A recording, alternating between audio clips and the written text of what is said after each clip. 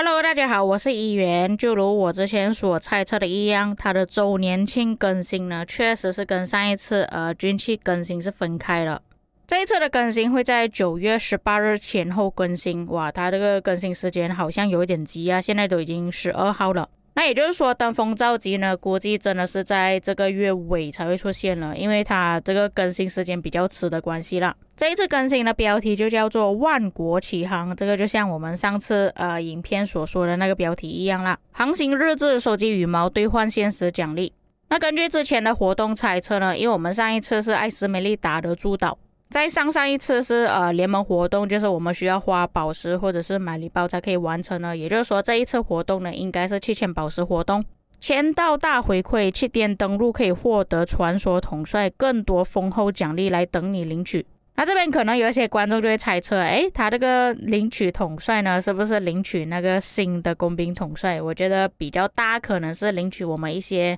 以前可以拿到的统帅，像之前好像有一次是可以选择花木兰或者是刘彻的，可能是这样子啦。不过也不排除有可能可以获得最新的工兵统帅，因为在上次也是周年庆的时候可以获得刘彻。周年回忆录就是我们在这一年里面发生过什么事情啊，全部都有记录在里面。在聚首召回战友沙场聚义，这个感觉好像是把那些已经弃坑的盟友召唤回来的意思。我觉得这个活动可能是有一个东西需要我们去分享给那些旧的朋友还是怎样，然后可以拿到奖励，我不知道。青野奇遇这个我忘记是打野蛮人还是送牛车了。浮鱼幸运赏 OK 又是这个钓鱼活动，我觉得这个钓鱼活动其实很坑一下，而且这个钓鱼活动跟我实际想的有点不太一样，所以我不是很喜欢这个活动。陆海争锋就是海战，丝绸之路就是我们要运送牛车，作战演习就是打洛哈，大漠逆中就是骆驼的活动。这个活动其实可以拿到蛮多奖励的，但是需要花一点钱。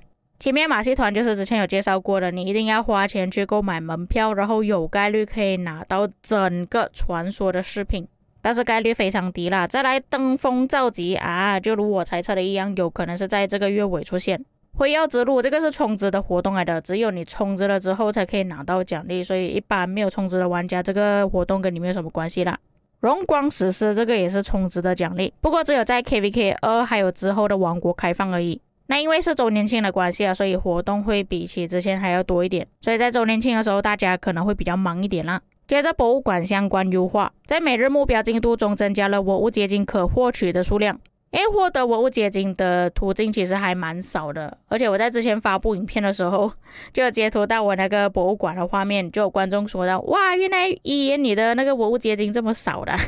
我被我的观众无情嘲笑了。不过我的博物馆只是解锁骑兵而已，所以一般来说我不会用到特别多啦。在联盟总动员、蓄势待发、压倒性力量等活动中，新增了展位结晶和文物结晶的奖励。不过历史回响的礼包会下架，然后新增古韵流放礼包，估计他们在礼包里面的数量做了一些调整。但是其实博物馆这个部分呢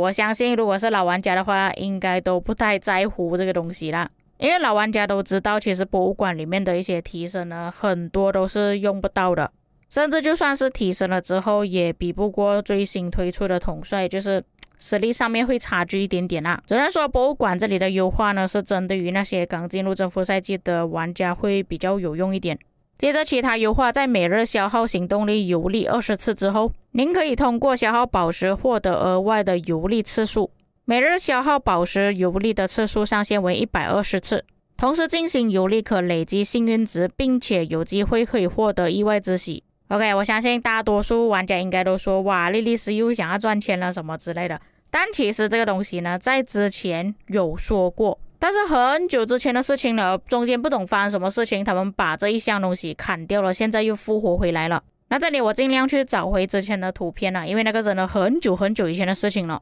当时候他们宣布这个东西，其实蛮多玩家反对的，那现在出来之后肯定会有影响。这就要看他们所需要消耗的宝石数量有多少了。如果宝石数量消耗并不会很多的话，我相信那些大哥他们的进度会加快一点。因为老实说，其实大哥他们不是很缺宝石，他们书包里面还有很多库存了。因为这个东西呢是有保底的，就是你们这里所看到的幸运值，只要那个幸运值到达了一定的程度之后，你就会获得比较好的东西。再加上现在军区也是有保底机制，就是幸运单，所以我比较担心就是之后大佬跟平民玩家之间的差距真的会越来越远。第二点，优化埃及之战的战斗及观战体验，更新自定义比赛中可使用的统帅军器等内容，在观战模式下将显示对战双方队伍名称。那其实这个东西我没用到了，但是我不确定会不会有影响到之后奥西里斯联赛，这个只能暂时放在一边。优化了三方问鼎的战斗体验，这里可能有一些观众已经不记得什么是三方问鼎了。那其实三方问鼎呢，就是那个在限时的时间之内可以拿到越多分数的就会胜利。我们所战斗的战场会越来越小，然后你会跟另外2个玩家组成一个队伍。那这里优化呢是缩短战场战斗的时间。那老实说真的是不需要用到太多时间啊，只要你的分数够多都可以算赢了不然你要一直追着敌人跑来跑去的话，其实很浪费时间了。增加对战中途退出挂机等不良行为的惩罚，处于惩罚状态的执政官暂时无法进行活动匹配。OK， 这一点我是支持的，因为我在之前匹配中真的是有一个队友他在挂机，哇，真的是气死我，就变成说我那个队友一直站在原地，然后被敌人一直吃掉，让他们拿到更多的分数，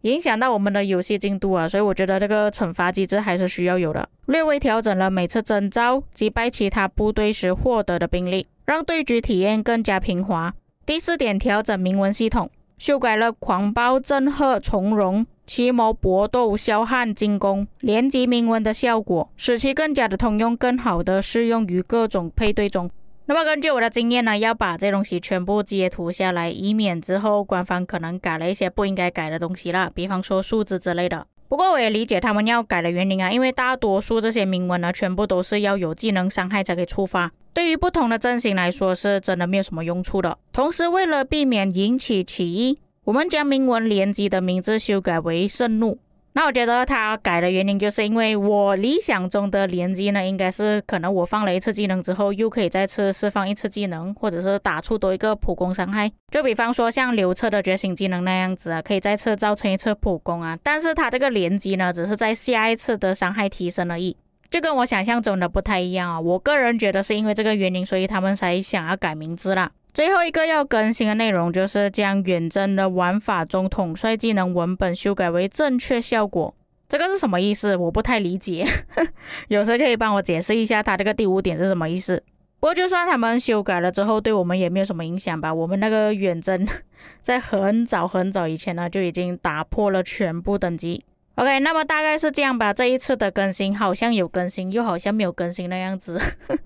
除了游历之外啦，就是大佬跟平民玩家之间呢，可能还是会拉开差距。但这一次的更新呢，是真的比较无聊一点啦，只是周年庆的更新而已。OK， 那么各位在看了这一次的更新之后有什么感想，可以在评论区给我知道。我们下个影片再见。